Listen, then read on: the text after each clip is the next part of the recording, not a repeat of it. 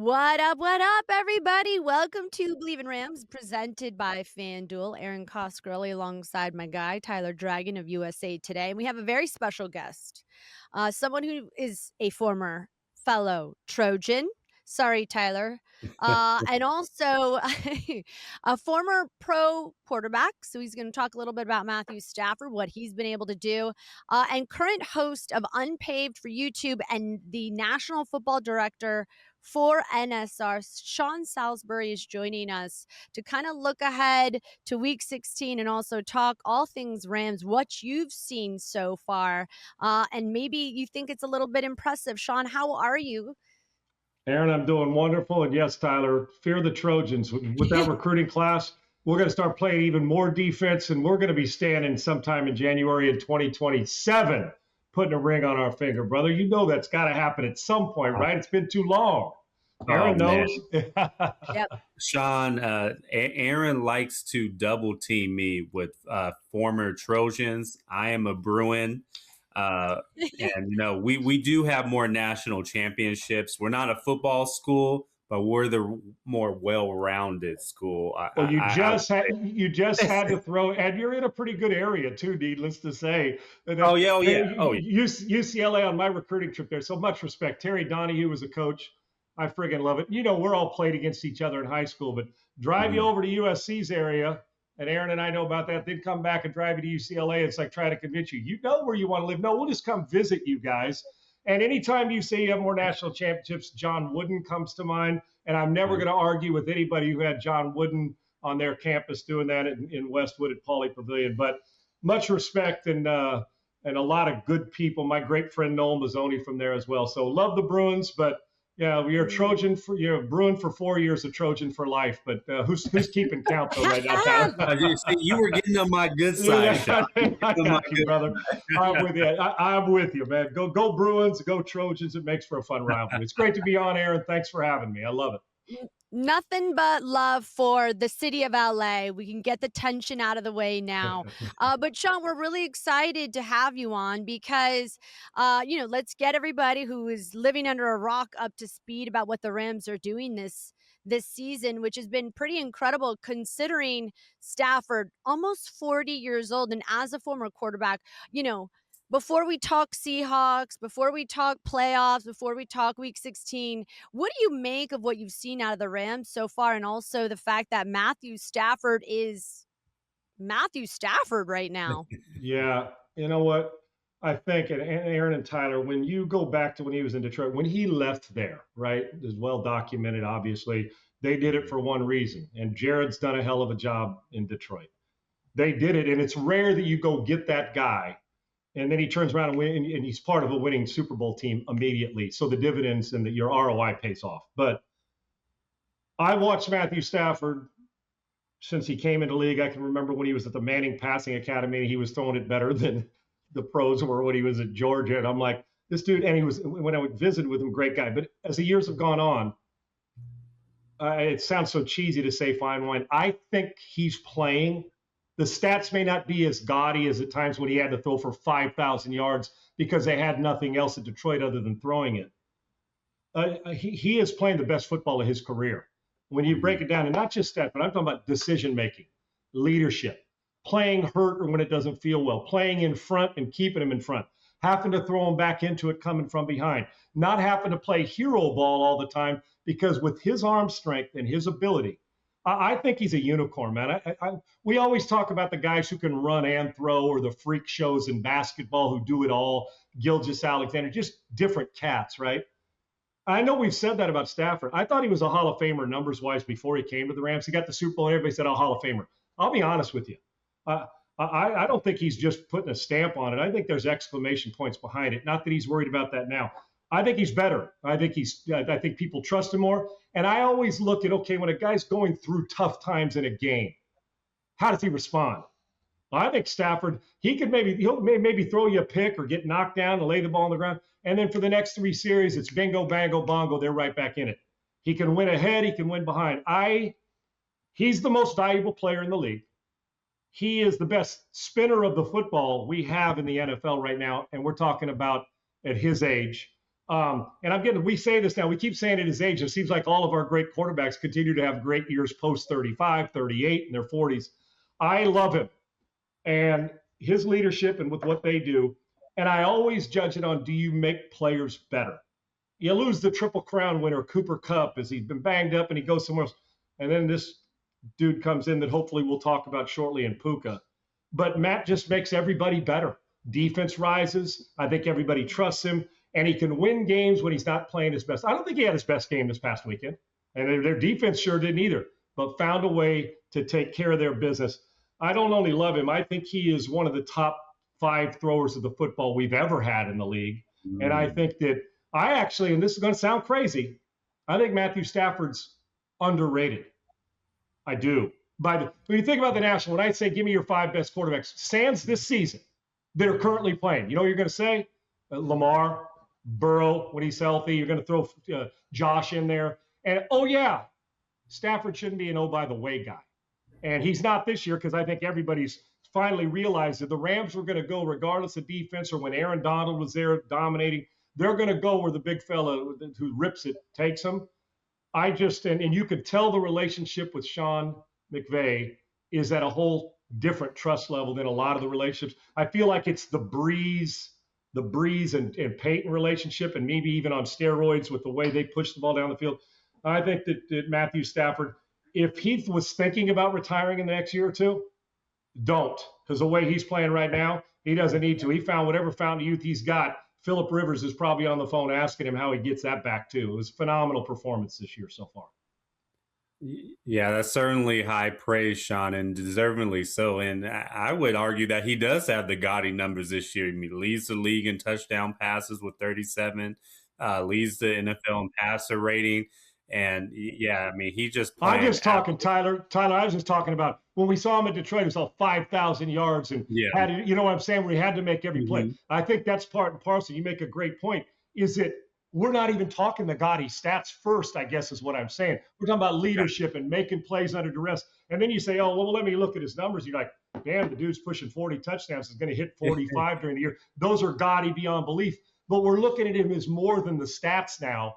And I think all that other stuff, the intangible stuff that you can't teach, I think Stafford's even taken to another level. But great point by you. It's just we don't get to the gaudy stats enough because, well, the guy he's throwing it to is as gaudy as it gets. So that's a big part of it as well.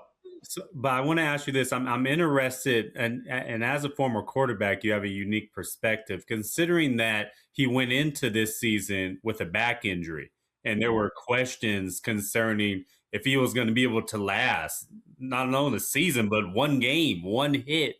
And so when you consider all that going into the season, just how impressive has it been for him to just be able to respond from that injury and have the type of performance he has had this season, week in and week out? I mean, obviously we could go through the training staff's done a great job with him, the way that they're protecting him. And I do think when your main cat is you need to keep him upright, that an offensive line takes great pride in that. Not that they wouldn't if he wasn't hurt, but there's that little extra incentive that says, man, if we want to put a ring on our finger again, that we got to keep him standing straight up and letting him do his thing. To me, it's huge because go back to August, guys, and during training camp, I'm sure you two felt the same way I did. Like, man, if he's not there, then what? Or if it's one of those where he plays one, sits out one, plays 3, misses another one, then what? It's just a testament to how tough he is, not only mentally and emotionally, but physically as well. But that they are doing great jobs of keeping him out of harm's way, and that he's played hurt. Trust me, there's a difference between, and you guys know this, I always say it, everybody's hurt once the season starts. These guys got a hammy, somebody's banged up. Derrick Henry, he's got to be hurt all year. So being injured and being hurt are different. We expect guys that are hurt to play. Guys that are injured, well, they end up on IR or go in the offseason, the Mahomes and Micah Parsons. But he's the tweener of those. I don't think this is just he's kind of hurt. That was a serious, and we're talking about the back, which is debilitating with one wrong hit or one wrong night's sleep. And it's not quite injury that he has to sit out, but it is one of those that you probably hold your breath every time because you know how important it is. It's just another step in how we judge players, that if you tell me a player's tough mentally, physically, and emotionally, that's a really good place to start with traits. And accuracy and all that matters, but I'm not getting anywhere unless my quarterback's tough. And that part of the leadership is not telling everybody that I'm going to do it.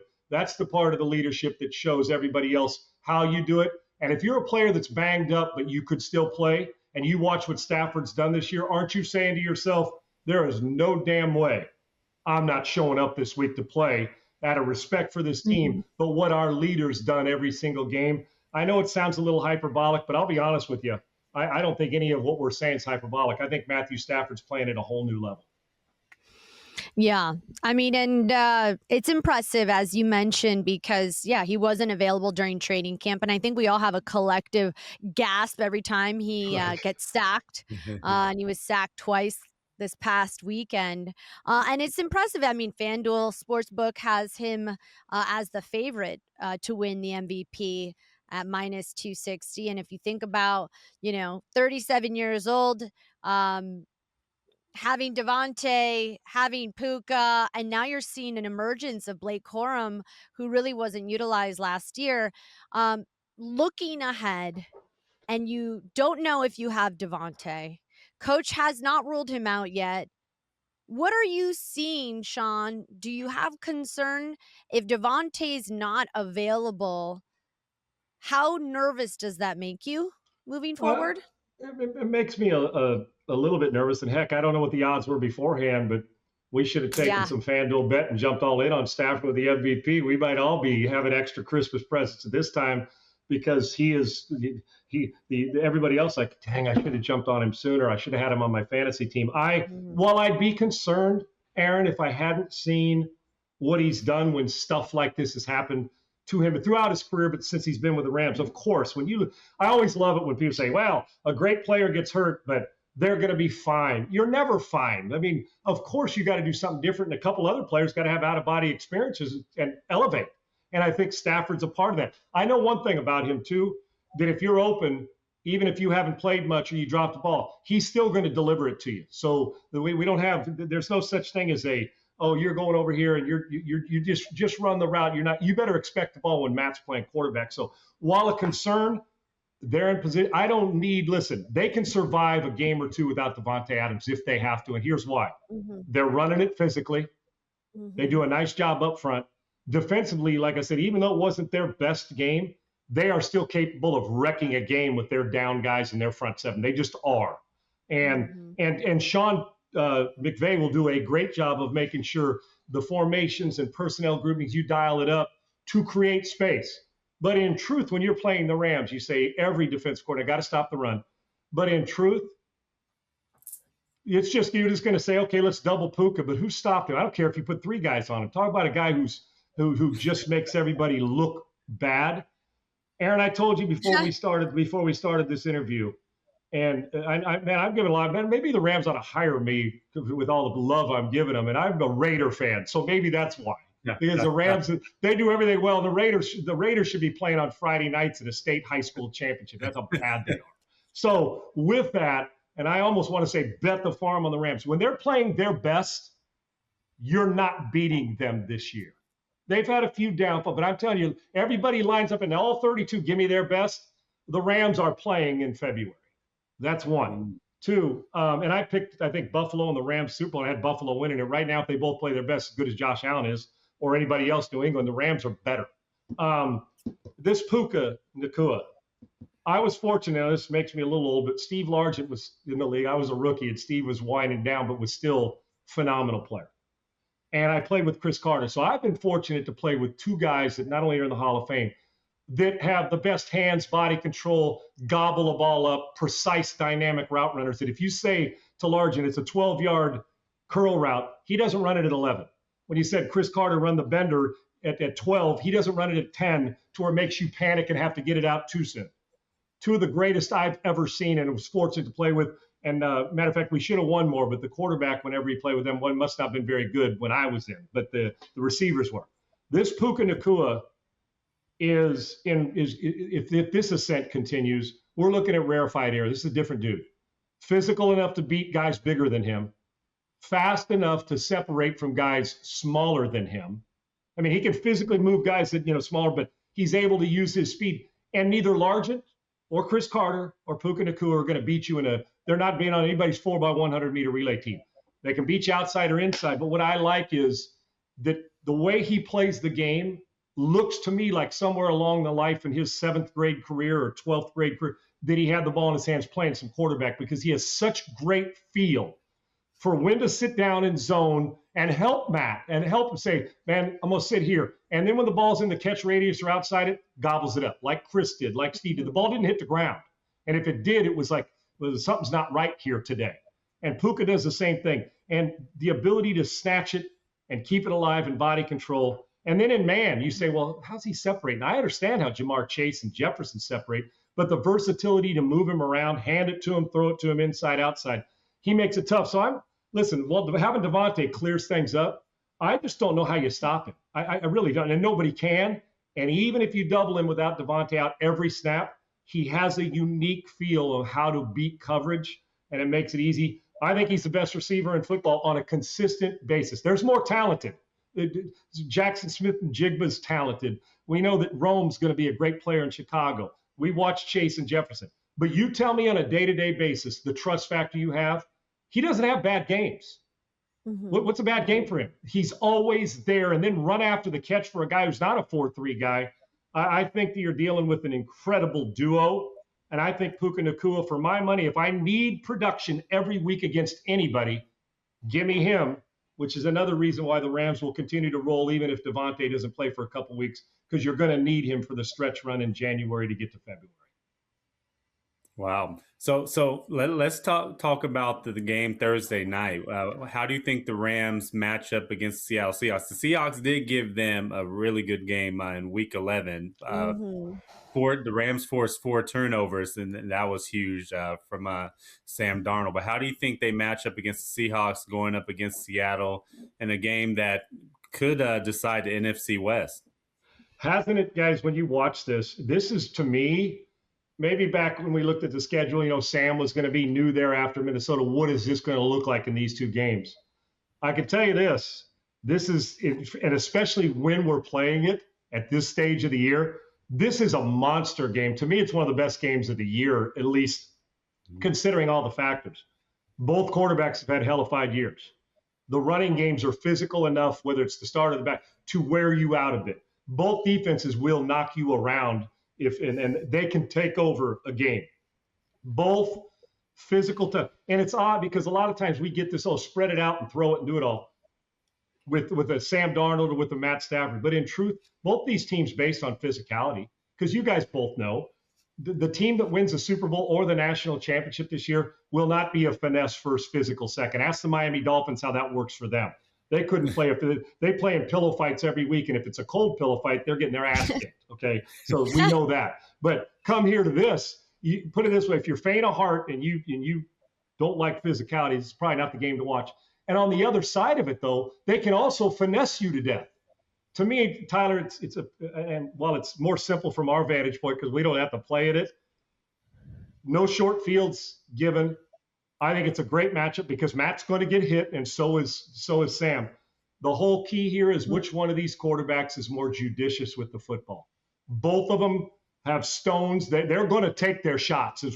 Matt throws the whole shot as good as anybody. And if anybody wonders if Sam, and Erin, you know this not only from the SC days, but also in the pros, Sam Darnold, the thing that's made him better now is that we expected when he came out of school is he's being smarter with the football. Mm-hmm. But every now and again, if you get down by 2 touchdowns, Sam still has that Brett Favre in him. It's like, I got to fit that in a window that I can't fit it in unless, I get fortunate. Or the window that Caleb Williams made the throw in the back of the end zone for Josh Allen this past week, or the one that Matt makes every week. So it's obviously more complex than that. I think a lot of times in games like this, teams try to get too cute. I don't think either one of these teams is. I think they're going to line up and punch you in the face, run some play action, and hope that you get a couple big plays and then get a couple stops. And I know that sounds simplistic without getting too X's and O's heavy. To me, which one of these quarterbacks on 3rd and 5 makes the wrong decision? Which one of these guys throws it to the wrong team? Advantage Rams because of that. But we know also if you're down, if Sam Darnold gets going early and he doesn't feel like he has to be a hero, the Seattle doesn't have to take a back seat to the Rams on a day-to-day basis. The Rams are a better team, But Seattle's capable of giving them everything they can handle and winning this football game. But, I think we've also seen this year, Sean, that if the Rams aren't taking advantage of the momentum, they can kind of show up a little bit flat footed. We saw that earlier in last week's game. We definitely saw that in Carolina.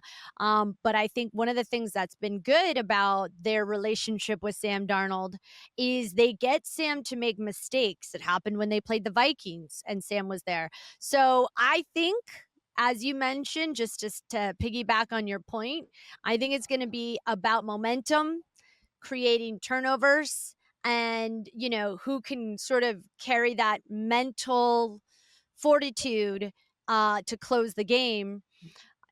To me, will be the big decider. And the advantage is Seahawks in that inclement weather. And that was one of the things that we talked about with Stafford. Just the Rams, as we in LA are not great at Right. driving in inclement weather. We don't like to drive in the rain. Not It's Right. just we don't have practice. Yeah, you're I going to don't face like that. facts. They suck at it out in California. Trust me, I get it. Yeah. No, but Erin, you're so right. And it's kind of like at the beginning of the season. You guys, we hear this all the time: is, hey man, you got to win in December. Well, I look at some teams like it's happened to Cincinnati in the past. If you win in September, they don't have as much pressure in December. You can kind of get a Davante Adams and have yourself a chance. So I want to win them all. It's the same thing here. And I want to win early. I want to win in the middle. I want to win late. Same thing at the start of a game. What you don't want to do is spot Seattle for 17 points, because now it shifts. You're playing in that kind of weather. Then it becomes a passing fancy, and you got to get out, adjust your game plan a bit, because their defense is going to get stops, and then they can play exactly what they want. What you want to do to Sam is get him in those, I have to make a play. I got to make this 3rd and 9 throw for 10. Instead of get 8, maybe you punt it, flip the field. So there is no doubt inclement weather comes into it, but I've seen enough to know. And for them, it is, you can't, that cup of coffee, whatever time, just kick it in and make sure you're going early, because the way you want to beat Seattle is make Darnold chase. He's really good, but you want to make him chase. And both teams will still lean on the run regardless of who's in the backfield, because they want to keep play action alive and well. But as most games that are this big at this time of the year, it won't come down to one field goal. That may be the end result. It'll come down to 6 or 8 plays. And the one that you don't make, the one that you throw out of the back of the end zone instead of take a sack and allow your kicker to make a field goal. This is a field goal game, I believe, and it's going to be fun to watch, because your stars, it's not going to be the other guy. The stars are going to have to rear their head, and there's going to be plenty. What a great thing. Smith and Jigba and Sam and Puka and Matthew Stafford. If you just like watching those cats warm up, this will be worth the price of admission. So it's interesting you said that, because I almost think the inclement weather favors the Rams in this matchup, because the Rams are the better team running the football, and Seattle's kind of struggled running the ball this year, even though they have, a Kenneth Walker and a Charbonnet from UCLA, I might add. But tough guy too. The Rams, they're the more consistent team running the football between the tackles with the Kyron Williams, and so I really do think it kind of favors the Rams. What do you think on that?